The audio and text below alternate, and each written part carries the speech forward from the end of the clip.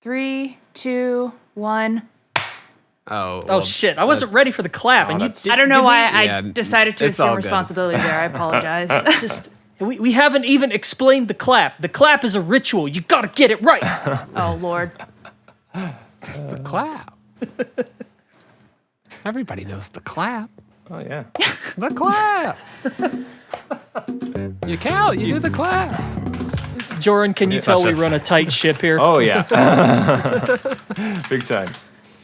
This is that keyboard, by the way. You won't hear a thing. Oh, I thought it was a typewriter. Nice. That's Daze's shit. No. I thought it was a typewriter. What if our like reference, the clap reference, is just my clacks on my keyboard, like 3, 2, 1.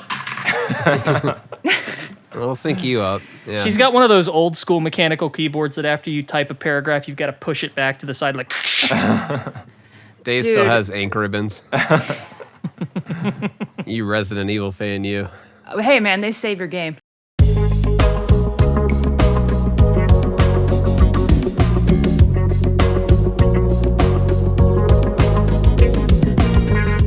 Hey, I'm Fingers. Hey, everyone, this is Days Ahead. And I'm Nitroid. You're listening to the Kojima Frequency.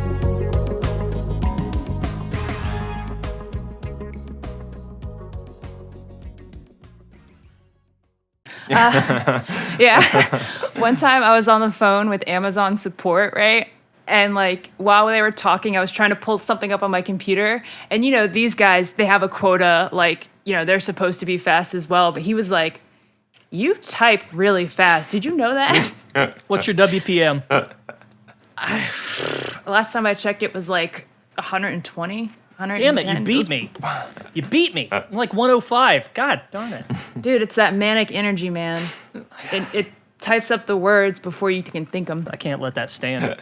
Nah, dude, it's all about being like an OG gamer and doing Mavis Beacon's typing school and like learning from the best. Oh, that was it. See, I used Mario Teaches Typing, so like I'm behind the curve. Okay.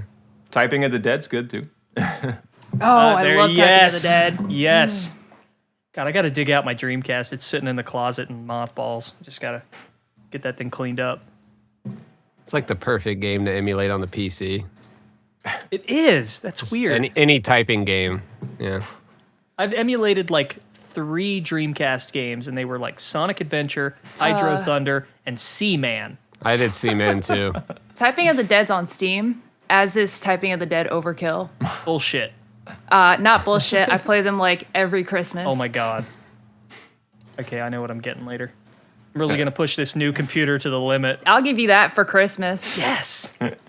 It's awesome. How about that? But yeah, you got a new computer. Oh, Thing nice. probably kicks ass. Yeah, I've been playing Landscape Photography Simulator in Death Stranding. Awesome. Seriously, I'm just playing. I'm not playing the game. I'm just making wallpapers. It's great. Yeah, I know what you mean. Yeah. Just crank up all the settings. Like, it actually works.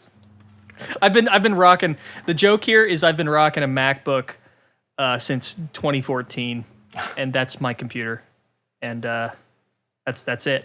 Finally got to upgrade. So I finally came home. I came home to Windows because Apple is pissing me off. Yeah. Hallelujah. Welcome home. I still like the iPhone.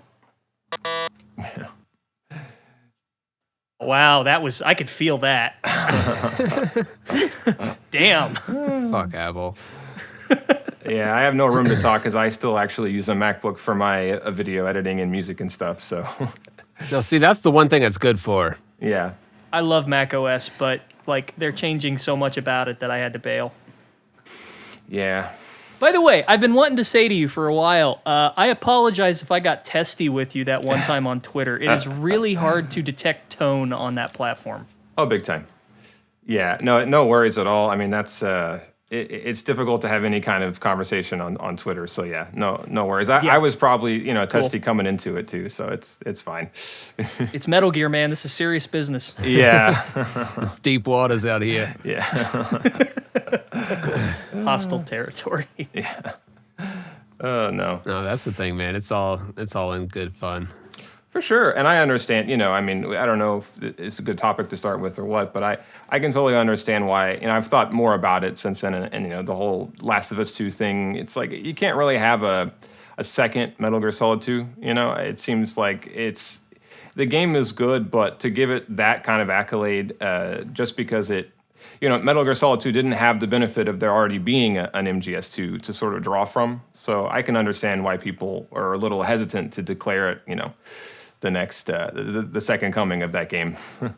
Yeah, that episode alone just caught like a lot of backlash. We were like, hey, there's people saying that Metal Gear Solid 2 is kind of like Last of Us 2 or the other way around. And people are just like, what the fuck? Why would you even mention those two together? We're like, it kind of did, it did do a thing that there's just people are ravenous on the internet, man. Oh, yeah. I think you hit on something that I was thinking about actually, where part of the reason that it doesn't quite work is because it's kind of like a magic trick. It only works once. Mm-hmm. Once you've seen the trick and you know what the trick is, it's not going to work the same way again. Yeah.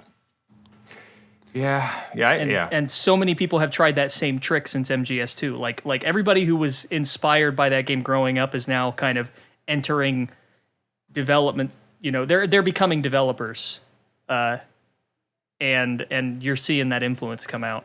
Big time. Yeah. And, I think there's also somewhat of a tendency, at least, from my standpoint, where you see the game getting dogpiled so much. So it's almost a knee-jerk reaction to just, you like ratchet up your praise of it. So you end up in a situation where you're just overpraising it really because you just feel like it's getting, kind of attacked a bit. But that's no reason to resort to such a hyperbole. I mean, there are. I would still defend. I think Last of Us 2 is, maybe hated on maybe more than it deserves. I think it's a good game, but it doesn't have to be MGS2 level for it to still be a good game. Right. Yeah, it was fun stealth. Yeah. MGS2 is kind of a sacred cow in the Metal Gear fandom, so big time. Kind of drew some ire. Oh yeah, and that's the other thing. Is not to go on and on about it, but if you think about just technologically and stuff, it just seems like Metal Gear Solid 2. Just out of the gate was so much more of an important game, because of where the PlayStation 2 was at and how closely tethered it was to that console. And, I don't have to tell you guys, like, there are so many things, so many firsts that MGS2 achieved that, again, it'd be difficult to really accomplish something like that again. But, I'm biased, obviously. No, I agree, man. It was just like a big landmark for gaming in general. It was funny at the time because there were interviews with a lot of PC developers who were like, how did this guy do this on a PlayStation? Yeah. I do remember when everybody was making that comment, and then Kojima's response was like, we had to tone it down. Like, you guys really think these graphics are good? All right. So just to kind of break it down for you, Futura, we have sort of 3 sections with the podcast. One is called Codec Moments, where we kind of go over the topics of the day, kind of add our commentary. It's almost like a Christian class where like you have to apply the topic to Jesus, except that it's Metal Gear. That's a great analogy. That's been my like. I'm not cutting that, Dave. Oh fuck! That's been my strategy for this podcast, like all along. So I'm glad you guys are like aligned. That's perfect. And then we have topics, which is, in this case, you are the topic, and we'll be talking about you and asking questions. And then finally is the Q&A. We pick up questions from fans. Some of them are like interesting. Others are just like, come on. But, obviously we want input from our guest when we ask those questions. All right. So yeah, any questions before we start? No, it sounds great. All right. Yeah, so this week we got Jorin Lee, a.k.a. Futurasound, on the show today. How's it going today, buddy? Pretty good. How are y'all doing? Doing good. You've got a YouTube channel that's pretty much centered around Metal Gear, I'd say. Yeah. And man, I've been you know, like an admin on the, and kind of like seeing a lot of the people come in and out, but like you kind of popped up out of nowhere, like in the past year, all of a sudden, like your channel just like started booming and popping. And I was like, whoa, who is this guy? And I subscribed and have just been watching ever since, man. So. Oh, awesome, man. Yeah. Thanks for the support for sure. It's been a crazy ride, and not to use a cliche, but yeah. Yeah, no problem, man. So how long have you been making videos? Oh, I'd say since Phantom Pain. So it's about 5 years. Gotcha. Yeah. It's not usual that you see Metal Gear videos take a more academic approach. That's kind of. Do you think that's what's setting you apart and kind of boosting your channel a bit? Sorry, I know that's kind of a cold question to ask, but it's interesting. You know, that you tend to kind of go into history, and somehow that seems to have resonated with a lot of fans. I think so. Yeah. I mean, it's a delicate sort of balance to try to strike, you know, because I try to think about what I do as sort of a gateway for, you know, for people to do more research on their own and stuff. And I'm always, you know, behind the scenes kind of worried, you know, that I'm overstepping my pedigree somewhat, you know. But I definitely think that's part of what sets me apart. And, you know, the format that I pretentiously call, you know, the EVE, or electronic video essay, whatever. The whole idea behind it was, I sort of looked at YouTube when I started, and I thought, you know, there's a lot of content out there that's just sort of people talking, you know, shooting from the hip kind of a thing. And I thought, well, my background, you know, in college and stuff, you know, it was in English lit and philosophy and stuff. And I just thought, well, you know, I could combine some of my skills here and do something that's a little different, you know. And I think that's what's sort of been, you know, helpful for me, is to just do things a little bit differently, but also, you know, I just play the games over and over again, and really try to, the ones that seem to really resonate with people are the ones, you know, like I did, you know, what happens in MGS5, where, I just doing deep dives and bringing in, you know, the context of what you're, you know, talking about, you know, the historical context, sometimes the political context, although that can get dicey, you know. Trying to talk about the games in ways that I don't see a lot of other people doing.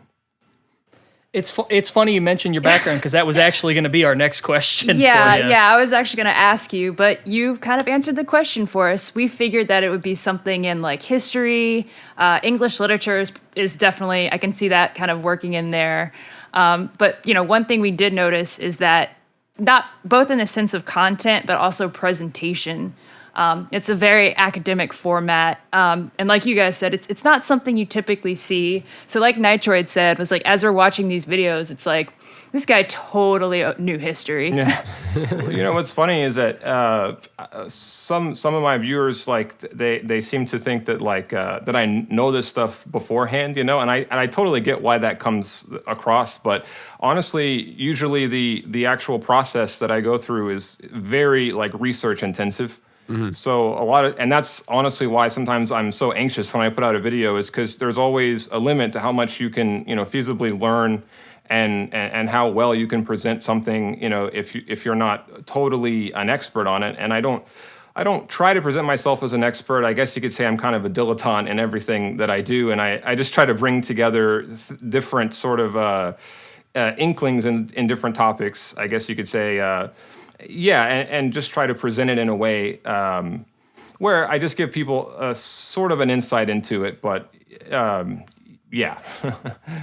No, I think it's really cool, man. Like that's something that my brain kind of always does too, with either real life events or while I'm playing Metal Gear. I always like associate it with something else, and like I think it like gets annoying like for other people too. I'm like, oh yeah, that's like this one thing in Metal Gear where you know, like the CIA director is like, shut the fuck up.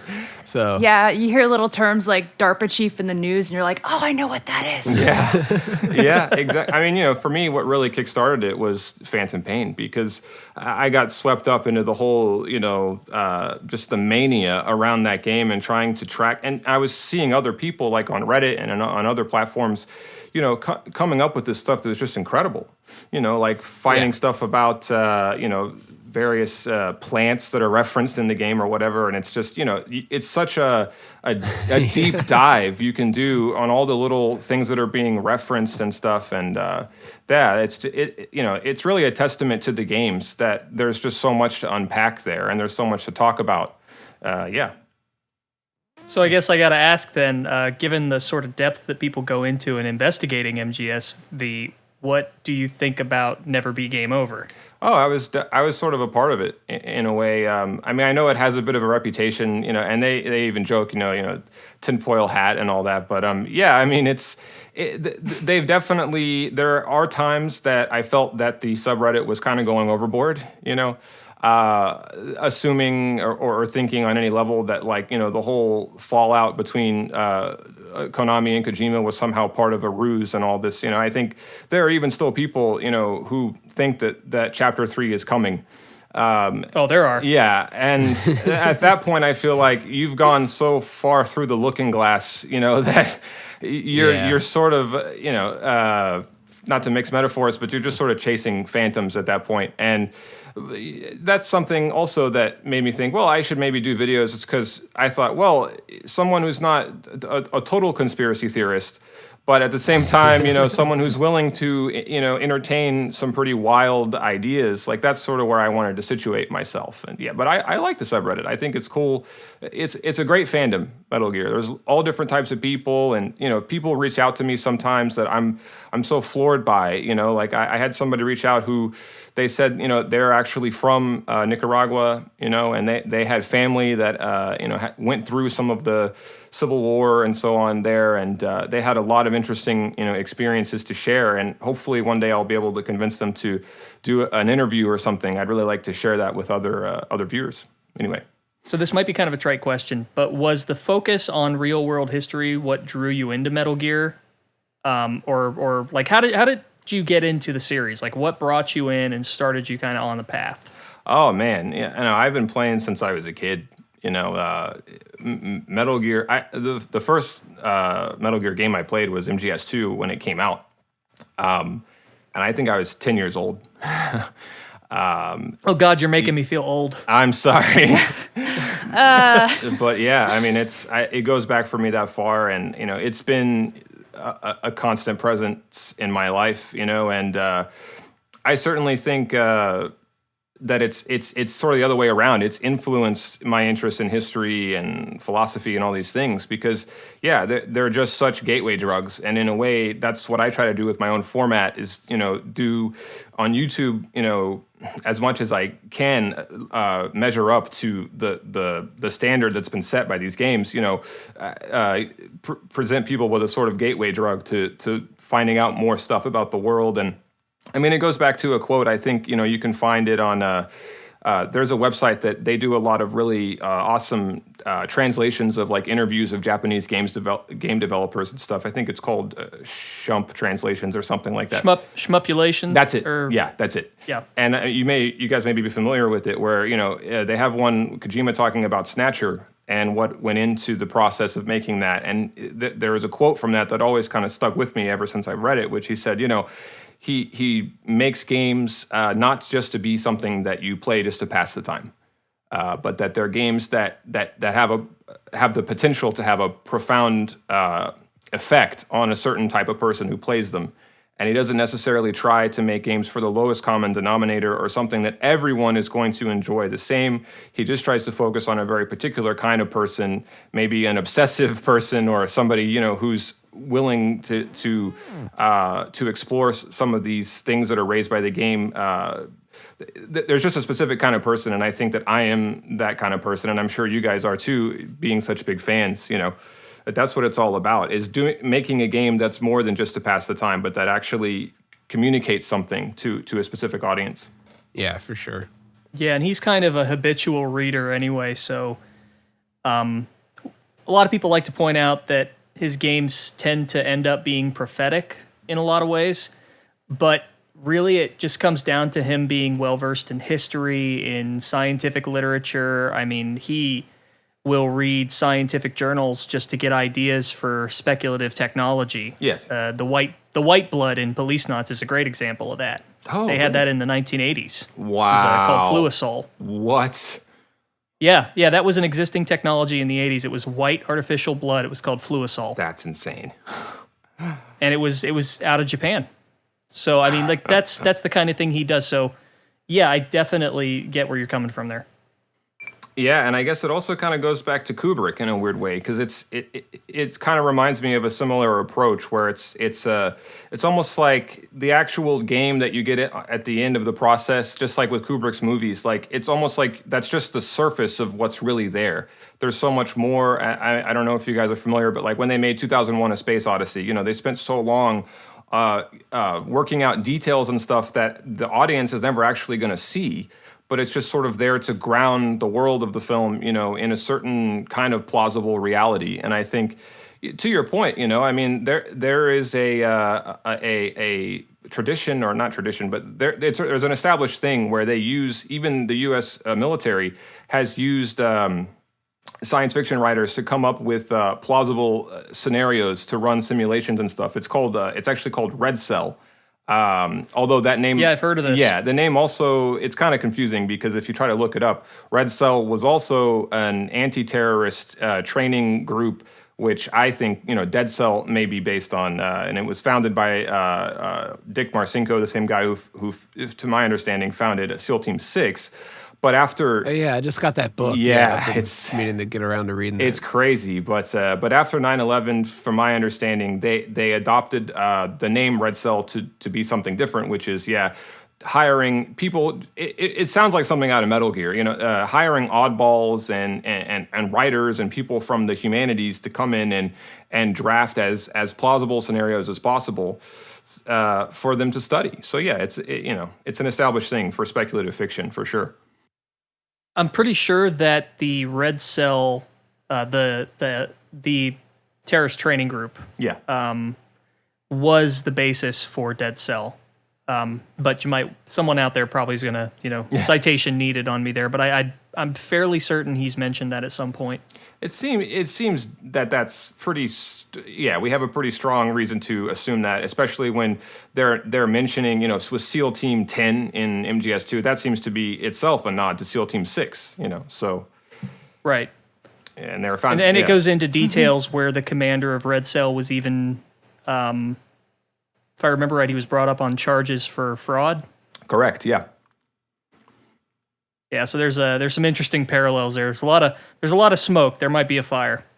And what's really funny about that is that he went on to become like a pundit, I guess you could say, and a writer of fiction. He writes, Dick Marcinko today writes Tom Clancy style spy novels. And he even has a game where you can play as Dick Marcinko and break. He has a game. Yeah, you can break North Korean man. people's necks as his. Was that Rogue Warrior? Yeah, that's it. Yeah. Yeah. I remember Oh that. my gosh, I didn't realize. Deep cut. That's amazing. Yeah, couldn't believe that when I found that out. It's too perfect. That is fantastic. Yeah. I may have to give that a shot now. Yeah. Yeah, I think he even does the voices, like for his character. Yeah. Oh well, he's a pretty humble dude then. Isn't he? Yes, very humble. Oh, if you try to read his book, you'll have to like hold your nose. Honestly, a lot of the stuff he says. But what's funny in the book, he says one of the co-founders of SEAL Team 6, according to him, goes by Snake, which I thought was a funny coincidence. Oh my gosh. Yeah. That's great. Yeah. Information we're not supposed to know. Yeah. Does he have like long hair and an eye patch or a bandana? Oh God, I wish. No, he does have long hair, but no eye patch, sadly. All right, just want to double check. Jeez. Yeah. So kind of moving on, what games would you say interest you in kind of the same way as Metal Gear? Have you ever thought about kind of going into other series? Oh man, that's a good question. You know, I sort of based the I tried to branch out a little bit with different videos, but they just don't get as many views because I think most of the people who are subscribed to my channel, you know, they kind of want the same thing. I would love to someday be able to pivot into just being somebody who writes about games generally and not only Metal Gear. that being said, it's difficult to think of a game that I feel like you can do as deep of a dive. Where I would kind of be worried if I did it with another game too much, that I was just sort of like again sort of seeing phantoms, Gosh, I mean, I've done videos on Silent Hill, the Silent Hill series. I love that. I don't know. I mean, there are a lot of great games out there. I try to stay abreast of the new games and play. I do feel that people who love Metal Gear in general, and maybe we can talk about this more later on, they very much, like we were saying earlier, in the broadcast, they put the older ones, that older era of games kind of on a pedestal. So in the future, I would love to be able to have an opportunity to talk about newer games more often, because older games are great, but it's I want to try to fight that inclination to just stay stuck in the past, I guess you could say. I guess there's only so much you can learn from them. Yeah, and I think past a certain point, it's not a good idea to put them too much on a pedestal, because then you kind of close yourself off from new experiences and new approaches to game design and stuff that have come, of age since. Like you were saying earlier, of these game developers now who are influenced by Metal Gear, who are taking it and moving it in new directions. I love Papers, Please kind of comes to mind.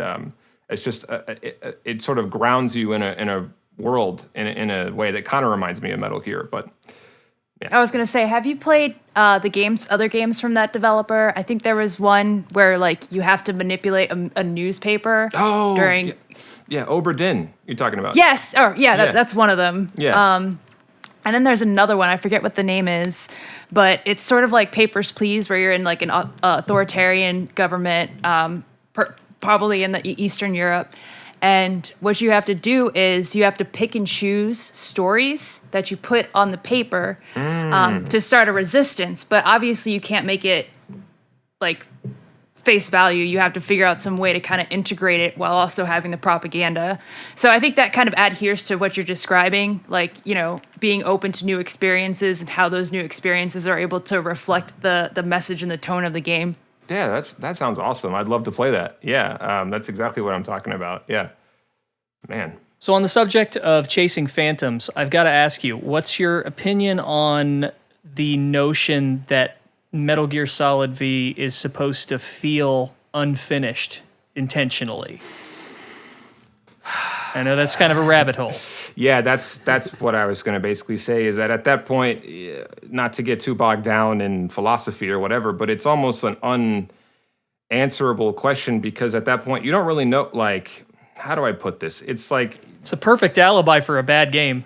Well, that's also very I'm true. not saying it's bad. Yeah. I'm not saying it's bad. I love Metal Gear Solid V, but if you were to make a bad game, it's a great excuse. Oh, it is. It definitely is. And I mean, I am inclined to, I have argued that before, and I am inclined to see some value in that point of view, but I'm not going to say definitively that that's the case, because there was just so much going on behind the scenes that we definitely do know, was real, with the turmoil, going on there, and that being Kojima's last game for Konami and all that. So it is also, if the sane part of my brain wants to say, it's more likely that, to the extent that it was left unfinished, that was not intentional.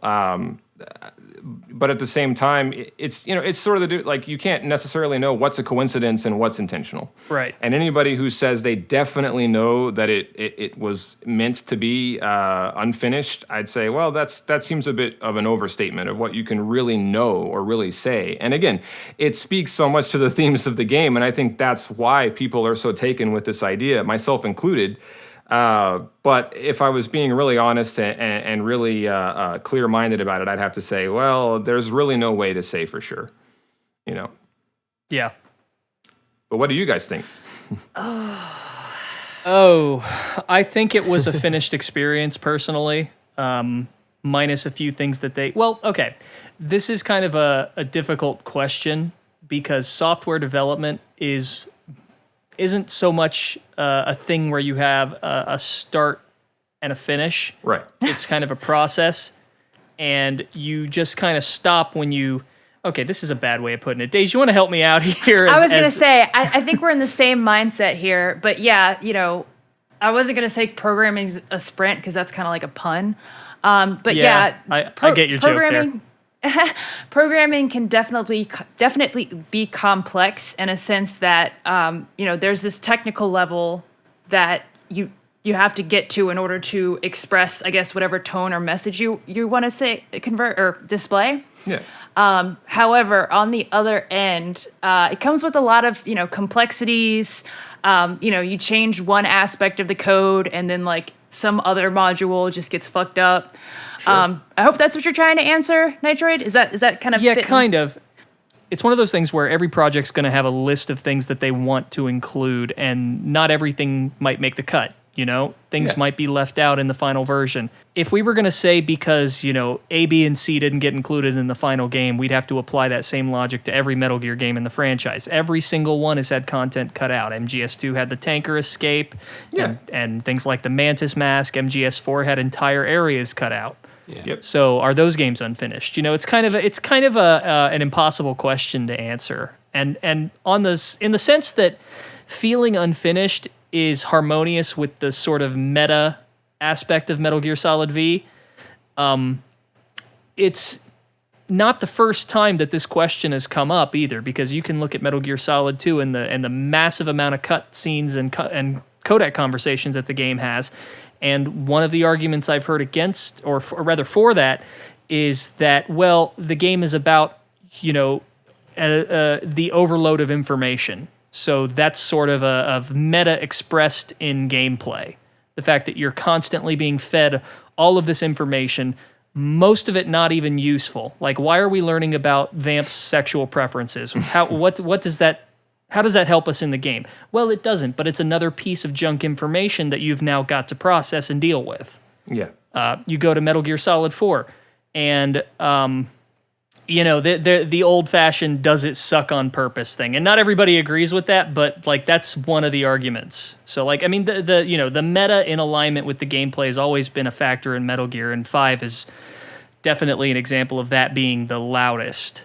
Yeah, I mean, if that makes sense. No, it totally does. I mean, what you said reminded me, and this is, I guess, would be my response to this question, is that if you go back and watch one of the developer featurettes that they did for MGS4, Kojima said something I think is really interesting that has a lot of application to V, and so also does something that Ryan Payton said, and I'll get to that in a sec. But what Kojima said was that when he designs to the question of whether he would ever make a movie, he said he wasn't sure if he would be the right person to do it, if I'm recalling what he said correctly. I don't want to quote him wrong, but I think you're right. Yeah, he said that because he would never stop like fine-tuning every little thing. And that what he liked about games was that the final touches on it are yours. And so that is the first thing to keep in mind. The second thing to keep in mind is Ryan Payton saying that the biggest mistake that he felt they made with Metal Gear Solid 4 was answering every question that there was to answer for the fan, like definitively, and leaving no room for speculation. If you take these two together, it just seems like it kind of explains why it's a never-ending story in the best way possible. There, you can, if you look at the cutscenes of Phantom Pain, it's like there's so much ambiguity even in the way that characters are talking to each other. And I'll have to think of an example there, but like especially with characters like Miller, because we learn at the very end of the game that the whole time he sort of had, very much like in Peace Walker, that at the very end that he's this all along when he first learned that this not the real big boss, we never know. But at some point he developed an ulterior motive and to get revenge on Big Boss. And so you're constantly now having to go through those cutscenes and reevaluate, like, well, what did he really mean by that? And what did he really mean by this? And it totally changes the context depending on how you look at it. And I think that is, so to the extent that it's unfinished, I think that's really what it's about, is that you can, if it is intentionally, quote unquote, unfinished, I think this is why. It's so that you can constantly go back to the game and it'll never be game over. Yeah. With regards to the style and ambiguity in one. the cutscenes, the big question there is, of course, how much of that is intentionally done in service to the meta, let's say, and how much of that is just Kojima's cinephile tendencies coming out because he was really into the film Drive at the time. Right. You know, it's hard to say.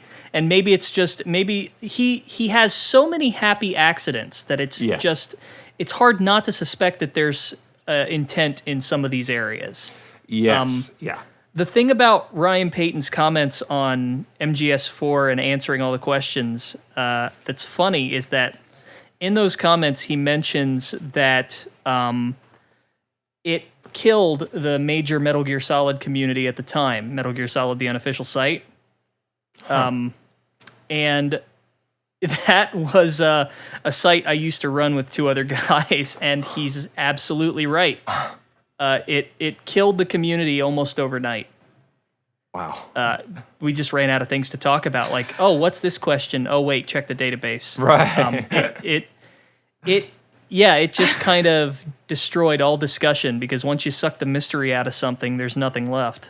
You know, MGS2 ended on this ambiguous note where you could question it almost endlessly. And again, that was kind of the point of the game. But once everything's been answered, you know, MGS4 comes along and is like, hey, that's a nice MGS2 you got there. It'd be a shame if something happened to it. Right. Where do you go? Right. I think that is a good thing about MGSV, though. It just like cracked it back open again. Yeah, it's all this weird shit. There's a whale. Like, There's a whale. Yeah, and MGSV even opens with, you know, that famous quote, man. there are no facts, only interpretations, and the game is very open to interpretation. yeah. Yeah, it's nothing but. And that to me dovetails with what I think is sort of the implicit, you know, subject matter of the game, which is totalitarianism. And I think, you know, especially if you look, I feel like the Ludens idea really got started with Phantom Pain, which to me, Ludens means, you know, tying together these disparate referent points and creating like a new meta narrative out of it, you know, connecting 2 movies or a book and a movie that, you know, never went together before in interesting ways. And I think if you connect MGSV to Moby Dick but more particularly for this subject, 1984, you know, by George Orwell. I mean, he, you know, Winston even says in the novel that the way he describes, you know, the narrative that you're given by the party, you know, it's like nothing can prove it or disprove it, sort of a thing. It's like you have nothing but the contradictions that they give you. And I think that is a really big part of why there are, especially if you go and you try to compare, and believe me, I've done it, I've got a video coming out on this, where you compare the 2 versions of that mission, you know, the opening. It's like, well, there's no way to prove which is the real, you know, recounting of events and which is his hallucination. You know, you only have what the party, so to speak, you know, Cypher or whoever it is that's rooting around in Venom Snake's mind with this weird hypnagogic therapy thing. You only have what they give you to really go on, and anything else is left totally ambiguous. And that's what I love about it, is I think it's sort of an anti-orthodoxy game in my reading of it. It's sort of an anti-system game, because once something settles into a system, it dies. I think that's the big point they're trying to make there, and that's why, you know, Phantom Pain will never settle into one coherent system. There's just so many different ways to read it, you know. So that point that you said, you know, so many ways to read it, the ambiguity. It's interesting that you guys say that, because I agree, but sort of from a different angle. You know, one of the themes that I got from MGSV 5, either way you want to call it, one of the themes that I got from that, which really interested me, was, you know, the concept of cult of personality, where, you know, they had this image of Big Boss, and, you know, when it comes to, you know, concepts like cult of personality, you know, everybody who follows that person, they just kind of fill in the blanks of what they want that person to evoke for them, or how they want to feel about that person. So in that sense, when you have this like ambiguous setting, where, you know, soldiers from all around the world get full-time and kidnapped back to Mother Base, but they absolutely love Big Boss, you know, I'd imagine it'd be a very similar situation, just this weird, ambiguous experience that, like you said, is a little bit confusing, but ultimately, you know what's funny? Sets its message straight. I just watched that Living Color music video today. Just earlier. Fucking love that because song. it just popped into my head for some reason, and I was thinking, you know, if they ever if anyone ever did like a modern reimagining of that song, I wonder if they'd put Steve Jobs in it. It's just like this stupid thought that popped into my head, but I had to go and watch that video, so it's kind of funny you bring it up. Oh, totally. I mean, yeah, I think it's very well said. The cult of personality is a huge part of the Phantom Pain, as far as I can tell. And I think, Ocelot, I think at one point even says, it takes a similar mind to understand somebody. And I think this is a big reason. That's sort of the game, it seems to me, sort of trying to answer, well, why is the boss's will constantly being misunderstood? It's because it's being appropriated by people who have no business, at least it seems to me, appropriating it. They don't understand what she went through. They don't understand where she was coming from. And so it's inevitable that it's going to come out sort of twisted or different. And you can apply that in a sort of less serious way to, the individuals who are playing the game and what they're going to take away from it. Like, none of us are Kojima, and in a way, the Kojima that we have in mind is in some ways, much greater, much bigger, and much smarter than the real human being, Kojima ever could be. And I think that that's sort of something that the game is playing on. Providing it seems almost. If you go back and read, Orwell wrote an essay called "Inside the Whale." And I think it sort of connects to that as well, where it's, in Inside the Whale, Orwell's talking about, well, what kind of writing can you really do in the age of totalitarianism? Because the whole importance of the individual is something that he was writing this in I believe, the 30s or 40s. That was seeming like it was on its way out. Everything was about different orthodoxies, different extreme, sort of parties, if you will. And he was saying, well, what people really look for in these times is, a writer who can make them feel like it's just, you and the writer. And everything else just kind of fades away, even though it's a totally, fictional version of the writer that you have in mind. I think that's part of it. It's everyone who plays, and this has been true not only of Metal Gear, but, even Orwell's book, 1984. It's a similar thing. Like, how often do you see that book referenced by people that they clearly have no idea what the book was really about? It's a similar thing. Everyone who plays Phantom Pain thinks, it's like MGS2 in a certain way. People play it and it's, this guy agrees with me. This is saying what I already think, but they don't understand. Nietzsche compared it to, you put something behind a bush and then you pretend like, I just stumbled on it. Wow, you were meant to find that because you already thought that. And I think that's part of it, Anyway. Yeah. But with that being said, what is your next step, not in terms of Metal Gear videos, but in terms of, what you want to do next? Is there a series that you think you can kind of pick apart and, add, historical references and context and so on and so forth? That's a good question. I mean, yeah, it's really tough because I'd have to play whatever game it would be, and have to look up some of the subject matter that's being brought up. And I'm not sure that there is another series that you can do what I do to the extent that I do it with Metal Gear. But yeah, I'm even outside of games, like just like, I don't know, like certain TV shows or movie properties where you could like kind of go into the history of what they were talking about. I mean, that's a good idea. Yeah, I definitely think, we already mentioned Kubrick. I mean, there are a ton I love movies, and I'd love to talk about movies as well. But, there is something about the format of games that I really love. And part of what I try to do with my channel is I want it to be something very, very new, very sort of cutting edge. And yeah, I mean, I sort of came out of trying to be a musician, and that was sort of the problem for me, is that the style of music that I was making is a very crowded marketplace. I mean, you can't really make rock music in the 21st century. There's just too much of it out there, and that experience influenced how I approach what I do on YouTube. So for me, I'd really like for it to still be games, because I think games are still, the most, they are to today what, rock music was to the 60s and 70s, and I think as long as games, and as long as games are still that, then that's going to be what I want to gravitate to, because I want to leave a kind of a legacy when I'm done, where it's not just another YouTuber, which no shade to other YouTubers. I mean, like, it's just, I don't want to be a sort of a repeat of what's already out there. I love the idea of doing something that really excites me and feels like it's new and vital and important, but yeah. Yeah, we get what you're saying. No, man, that's what makes a good YouTube channel for sure. So the reason I asked that question is because I was perusing through your YouTube video, and I started with the Metal Gear stuff, and then I kind of diverted into the Nier Automata and GTA stuff. And nice. I guess that kind of like sparked my mind. And yeah, I think I would love more of that. Oh, thank you. Yeah, I would love to return to Rockstar's games. They're another. Thanks for reminding me, actually, of Rockstar. That's a great answer to the question. Instead of my long-winded answer that I gave, that would have been a better thing to say. Is Rockstar? They, looking back on those videos, I sometimes cringe a little. I'm like, because my editing, I think, has gotten better. But yeah, I'd love to be able to come back to Grand Theft Auto and Red Dead.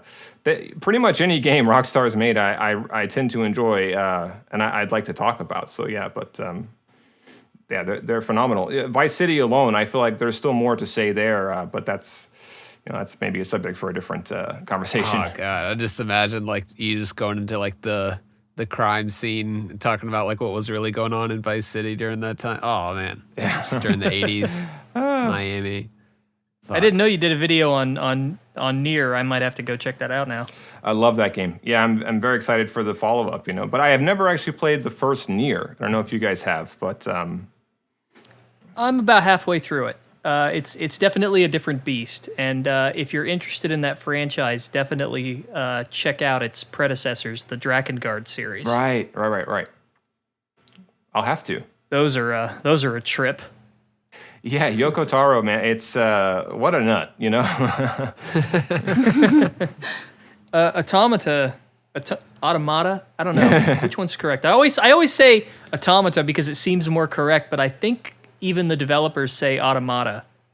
Yeah, I'm not sure. I'm not sure. They both seem that fine to me. Kind of drives me nuts. Yeah, but that is the most optimistic nihilist game I have ever played, and I love it. Yeah. I see that. I definitely see that. Big time. I mean, it's great. It's another. It looks. Yeah. It looks at the nihilist sort of dilemma and goes, "What's the answer? Fuck you. That's the answer." Yeah. and I love that.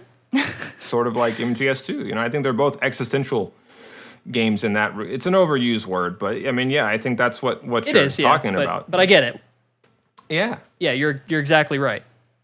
But, the downside to that, though, is that sometimes, and this is something I worry about, in my own videos, is that sometimes people completely misunderstand when you try to present this idea of, well, there's no set definition to life in the world, and you have to sort of find your own. People will come away from that thinking, oh, so I can just make shit up. I can just think whatever, right. Whatever benefits me, I can just say that's the truth. And anyone who disagrees, I can say they're lying. And, it's bad faith is what you call that. And I just think that's kind of something that I think is sad about. People may take away the wrong message from games like Nier Automata or MGS2 or even Phantom Pain. It's, I can just do what I want. And it's like, well, Sartre said, we're condemned to be free. It's a serious weight on your back. Well put. Well, yeah, I mean, he's Sartre, right? So right. I mean, yeah, that's I love that phrase though. Yeah, that was kind of a dumb statement. Please. No. I didn't mean to say that. I was just saying, wow, it's an impressive statement coming from Sartre, and yeah. No, I get you. Yeah. But that's what I think is the message of these games. It's not just make shit up and who cares and one rule for me and a different rule for everybody else. It's you have to really think about what do you really honestly believe is the way to live life and actually go out and try to put it into practice. And it's terrifying. It's scary. But that's going back to what we were saying before. Like that's why I love these types of games where it's not just to pass the time. It's really presenting scenarios that get you to think deeply about life and how to live. Yeah, I think this really is the only series for me that I can sit around and talk this much about. You know, I mean, I'm sure that there are other series I could talk about for a little bit, but you know, this is our 20th episode, so you know, this is 20 episodes of talking about pretty much the same game series the whole time. So, oh yeah, no, yeah, I feel you, man. And it's cool just hearing the different perspectives, because like everybody has, you know, just is coming at these games from like a different life and a different perspective, and just they're gonna all look at it differently, just like people did The Boss's Will. Absolutely. And, take away different things from it. And Jorin, like you said, it does sort of lead you into other avenues as well. Yeah. Because you know, maybe this is a bit of a cliche, but early on when I started to look into Kojima's tastes more, that exposed me to Joy Division and New Order and the entire Manchester music scene, Right. and that just set me off like a rocket. And it in a lot of ways defined my musical taste, because I'd never been exposed to that kind of music before. That's awesome. Yeah, that's totally it. I mean, and movies too. I mean, you know, it's like it's a gateway drug, like we were saying before. You know, I mean, I even love. I'm sure you guys are familiar. You know, isn't there a scene that they cut from MGS1 where Snake talks about how much he loves French movies when he's getting tortured by Ocelot? I'll have to find that. I don't remember that. Yeah, it's hilarious. If you go, I think It's ringing a bell, but it's been a while. There is Yeah. no Geneva Convention, but there is high quality movie talk. yeah. But yeah, I mean, you know, and that's what I really appreciated about, you know, Phantom Pain, is that they were able to actually, for the first time, I guess, put in a bunch of licensed songs, you know.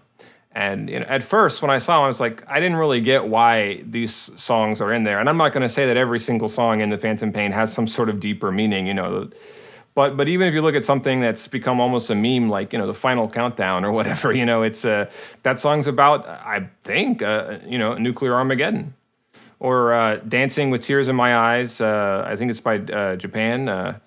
That's a member of that band was Midge Ure, if I'm not mistaken. I think he was in Japan and Ultravox. And at any rate, whether or not Midge Ure was in the band, that song, Dancing with Tears in My Eyes, supposedly was written after Chernobyl.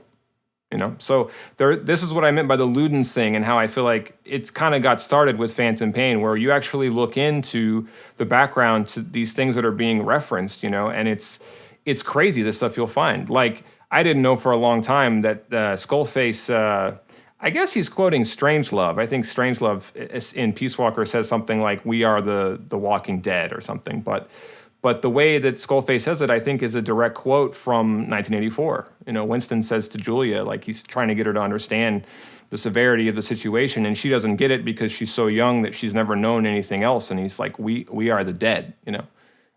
And that's a line that, yeah, it gets echoed in Phantom Pain. And of course, the obvious ones, like, you know, "Call Me Ishmael." It's a very literary game. I mean, Phantom Pain, and in a way, I think that's sort of because books are kind of a dead art form. And I think a lot of the things that are being referenced in Phantom Pain, you know, are kind of about a past that's irretrievable once it's gone. You know, I could go on about this, but if you just think about how Skullface said, and it's actually an argument that I had with a commenter that made me realize this. He says, you know, words to control the subconscious. And I mistakenly misremembered that as unconscious, because today, psychologists don't really say subconscious anymore because it has Freudian implications. It's kind of been discredited, Freud, as in terms of psychology. He's looked at more now as basically a philosopher, you know, who's just coming up with this shit from his armchair, not really doing enough empirical testing. But that's something that's being, you know, referenced by Phantom Pain, and it seems very deliberate how they use subconscious. Or the other big example here is the Sapir-Whorf thesis, which if you talk to a linguist today, some of them anyway, they'll really get mad if you bring up Sapir-Whorf because it's not in vogue anymore. The idea, the Sapir-Whorf thesis is that words, you know, shape our thoughts. And that's not really a popular point of view. It hasn't been since like I think the 70s or so, because Noam Chomsky, who obviously people know him as a political commentator, but his background is in linguistics.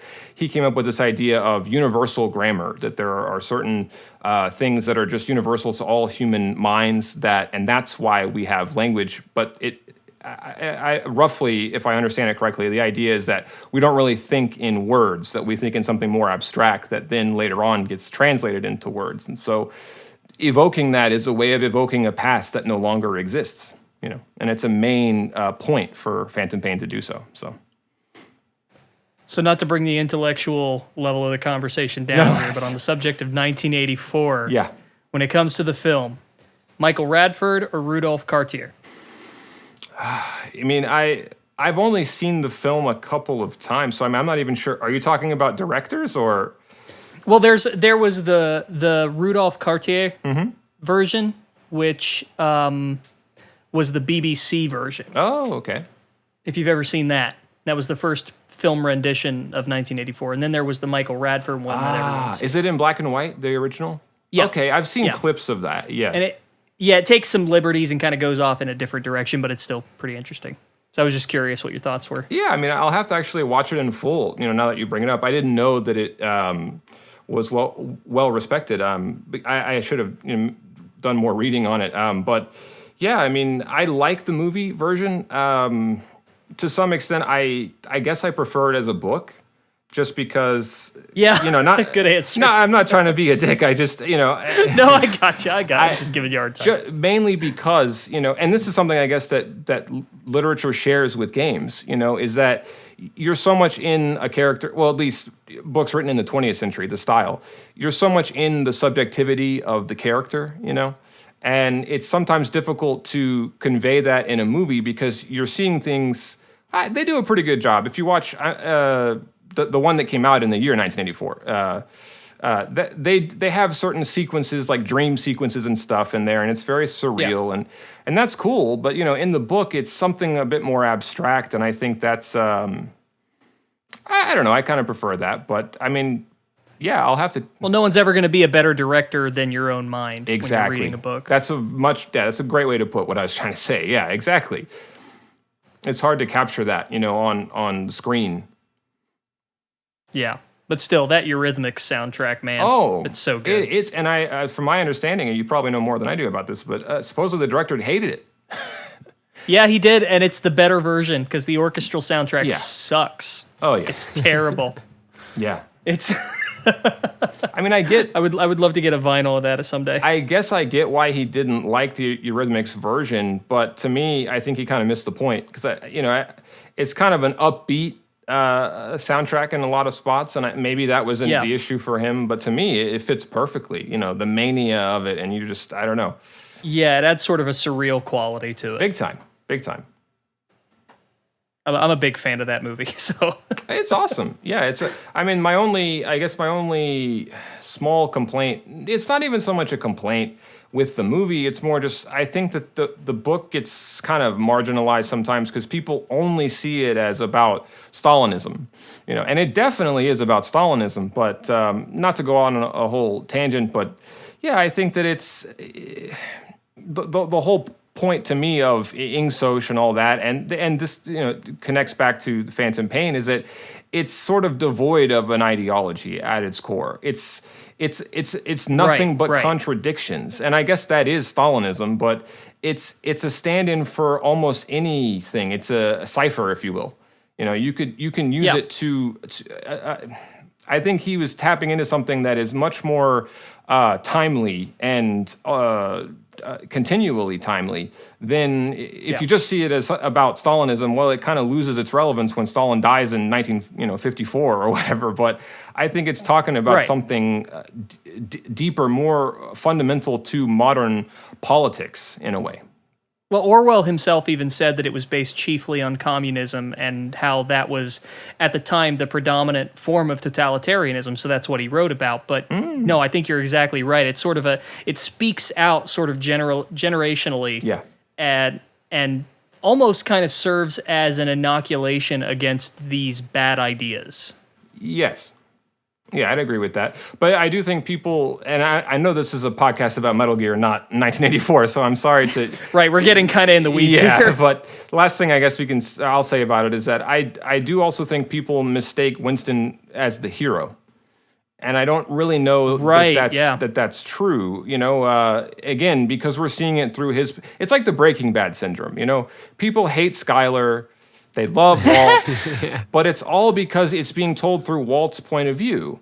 And I don't think people factor that in well enough when it comes to both Breaking Bad and 1984, where it's like, you know, if you really think about it, you know, Winston, it's kind of, he gets corrupted by a lot of the things that are being presented and I think being interpreted, you know, by people as being like absolutely true.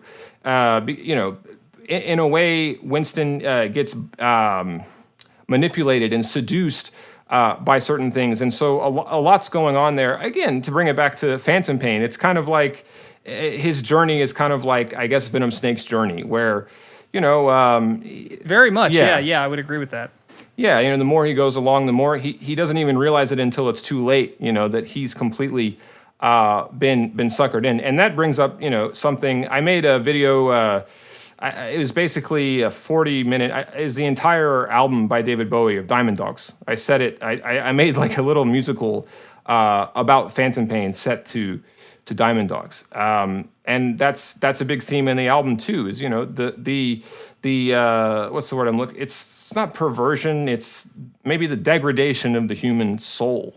You know, and we see that in Phantom Pain, you know, even from the very beginning, like he's when it starts, just another day in a war without end, you know, and he's completely, you see all the drugs on the table, and it's like he doesn't even know where he is, it seems like it's the only way for him to stay alive is this like drug-like stupor, you know, that he has to be in, and then the only thing that makes sense to him in that moment is the tape. You know, that the tape that he's given, this explains everything. But who knows? I mean, I'm not even convinced that Venom Snake... And then he embraces it anyway. Yeah, because he has nothing else, I guess. You know, I guess.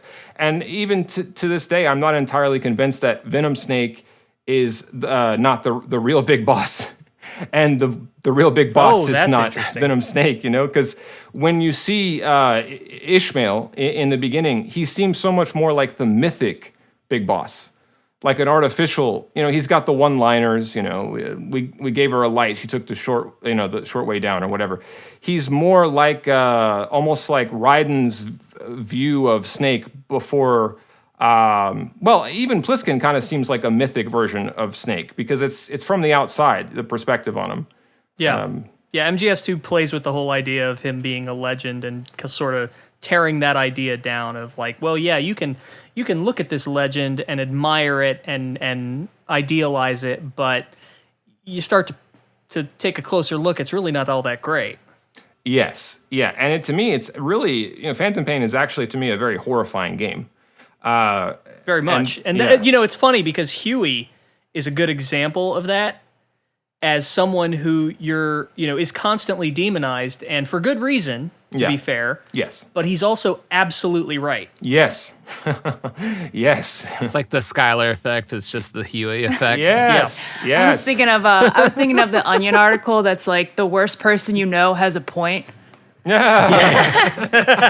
I mean, it's true. It's true. And that sort of goes off the whole anti-orthodoxy thing, you know, where, you know, an orthodoxy, whatever it is, and I'm not trying to make a false equivalency here because some orthodoxies are much worse than others, right? But in general, an orthodoxy comes in and says, you know, this other group of people, their way of seeing the world is absolutely bad, and you have nothing that you can really gain from them. And that, you know, to me, a big topic covered by Phantom Pain is, you know, I wish I could use a less bullshit, pretentious word for it, but I don't know of one other than pedagogy or pedagogy, whichever. Being taught things. I think this is why, and I'm working on a video on this, but, you know, if you think about it, all the books that are referenced by the Phantom Pain, 1984, Moby Dick, Lord of the Flies, Heart of Darkness, they all tend to be books that are taught to, you know, kids at formative years in English classes. or around the world. From when people are learning English, often when you learn a new language, they give you a book once you get to a point where you can read it to help you, learn the language more. And I think this is sort of part of it. It's like when you're playing Phantom Pain, you're sort of being brought into its weird world, its weird logic, and it is almost like a language in a weird way. So, are you gonna make a Spec Ops Heart of Darkness video? No, I'm just playing. I should. It's a good I love that game, mostly because it is just like Call of Duty Heart of Darkness. It's everything I wanted. Yeah. With that being said, we'll get into Q&A. I hope I'm pronouncing this right. Dylan Belcher 18. He asked, what tropes and cliches do you think MGS, any game in the series, started and are still being used in current games? So I think this is an interesting angle for it because, the influence is one thing, but, cliche and tropes is, kind of another perspective. That's a good question. I mean, to me, the big one that would jump out, most of the ones that jump out to me are more formal than they are like story based. Because correct me if I'm wrong, but I think MGS1 was the first game to do, real-time gameplay over the credits. Like the the credits play of the developers and stuff. And I feel like that's pretty much a standard now of having a scene, especially in a big, cinematic game or whatever, where you're playing through the game, but the credits, come on screen. I feel like also the whole digital fusion thing that I guess Kojima came up with about combining, instead of using, glossy pre-rendered cutscenes like I guess JRPGs, in the PlayStation era would do, putting everything for the most part, all in the same style, I guess you could say, of rendering. I think that sort of became modern gaming, like everything. That may just have been inevitable, because of the technology reaching a point where that was possible to do. But it'd be stuff like that to me. As far as the story stuff, I mean, to me, Metal Gear is its own weird universe, and I feel like if you tried to, I don't play the Call of Duty games, but I think I read a synopsis of one of the the Future Warfare or whatever it was called, and I think it said something in there about a private military company and a rail gun or something. So there are certainly people out there, I guess, who will do little references and stuff to it. But yeah, I mean, to me, it'd be mainly formal stuff that's just become codified as part of the medium. I don't know if you guys have anything that comes to mind. Everyone wants to be cinematic. Yeah. This might be an unpopular opinion, but the only game series I feel that has come close, and I don't mean that it's hit it, I mean it's come close to hitting the same tone as Metal Gear, and I don't, not like, I'm trying to be very specific here because I don't feel like it reaches the same level in terms of detail or in methodology or directing style or anything, but in terms of like broad tone, I feel like the Far Cry games sort of approach that territory in how they blend realism with magical realism, and there's like sort of a give and take there. Yeah, I can see that. So definitely see that. I'm gonna go More hallucinogenic. Yeah, they usually ground it pretty hard. Yeah. So I'm gonna take a little bit of a different angle. I wouldn't exactly say that MGS directly caused this, but it definitely, I feel like, daisy chained that influence at least. And that is just the concept of fourth wall breaking in a video game. I mean, obviously it's been done by other games, but like when I was playing Undertale, I was like, Toby Fox must be Kojima's bastard son, because like with like the first Flowey fight, like I felt like I was back in Arsenal Gear naked. I mean, it was the same sort of experience that I had when I was 11. And then from Undertale, I kind of saw influence from there. It sort of spurred out into these other sort of like fourth wall breaking games that mess with your operating system and make you go to your file explorer to like beat something. I think that's Doki Doki Literature Club. But in any case, just that concept, I think it hit, like Metal Gear hit the nail on it, and it's been a thing ever since. That is the answer. Yeah. I've been wondering, if there's anywhere left to go. Undertale, love it or hate it, seems like that's peak video games meta in a lot of ways. Like, is there anywhere else to go from there in terms of self-reference?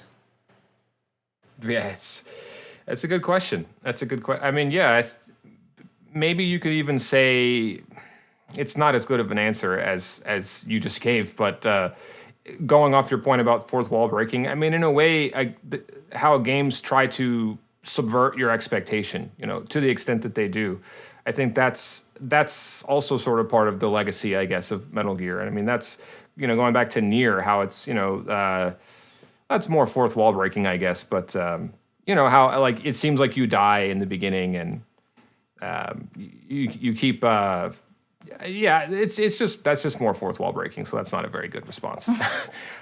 It seems like that's really the answer to the question is the one you just gave. Like the fourth wall breaking is definitely going to be, I think, probably over time, the number one thing that, they've passed on.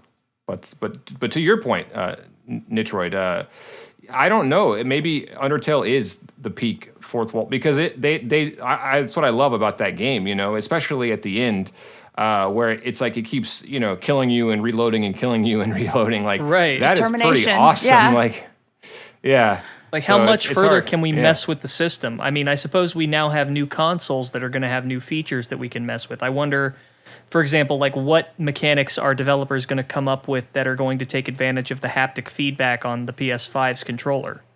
Yeah. That's a new area that we can now explore and possibly manipulate in ways you might not expect. But, yeah, I don't know.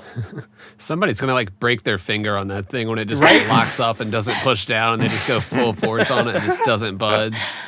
Like, that would be a great way to communicate someone not wanting to pull the trigger. Yeah. Yeah, that's true. ID locked gun. It's interesting because, we're talking about, I'm looking at it more from like a lore or story angle with the fourth wall breaking now, how we can, put those gaming concepts into gameplay concepts into the story.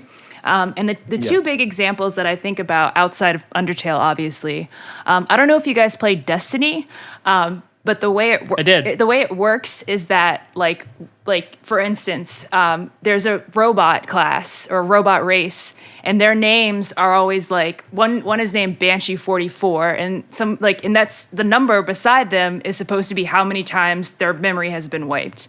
But really, it's sort of a reference to how people have usernames with like a word and then like a few letters. So that's the way that they interpreted gamer tags, is they associated them with the different races in Destiny.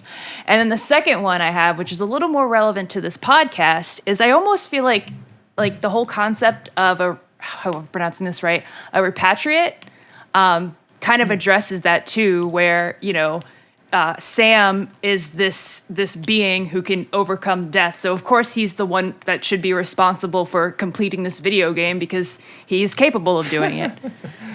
Yeah, no, that's true. Yeah, I mean, to me, what you're describing there also, it's in movies or in books or whatever, it's you call it, I guess, when form matches content, and I think that's what Kojima's games have done so well.